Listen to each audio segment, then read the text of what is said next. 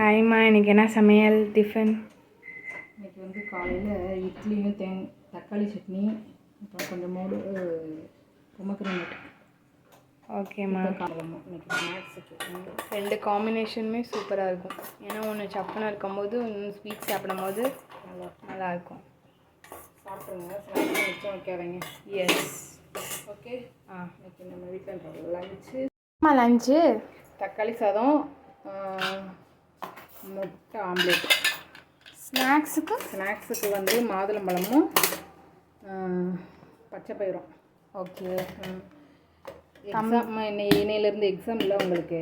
ஆமாம்மா. தம்பிக்கும் அதே தான். ஓகே. தக்காளி சாதம் ரெசிபி கூட நம்ம சேனலில் போஸ்ட் பண்ணியிருக்கோம்.